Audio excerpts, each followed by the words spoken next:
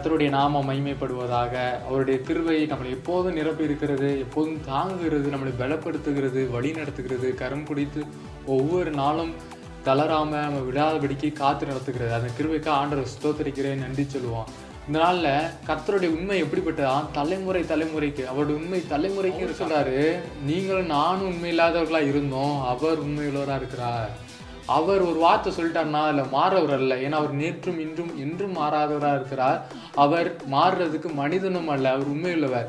அப்போ எப்போதும் அவர் செஞ்சு கொண்டு தான் இருக்கார். நம்மளுக்கு ஏதோ ஒரு விதத்தில் நம்மளை காப்பாற்றி கொண்டு தான் இருக்காரு. நம்ம தான் இன்னும் உணராமல் உண்மை இல்லாதவர்களாக இருக்கிறோம்.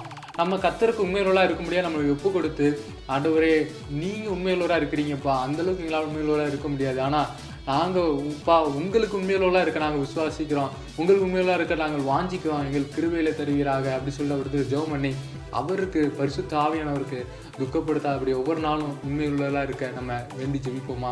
அவரிடத்துல கேட்போமா? அவரிடத்துல கேளுங்கள், பெற்றுக்கொள்ளுங்கள். கர்த்தருக்கு உண்மையுள்ளவராக இருங்கள்.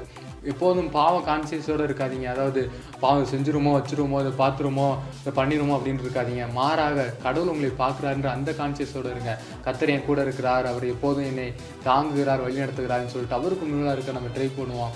கர்த்தர் நம்மளுக்கு பரிசுத்த ஆவியின் உதவி செய்வார், அது முடியாது நடத்துவார். ஆமென்.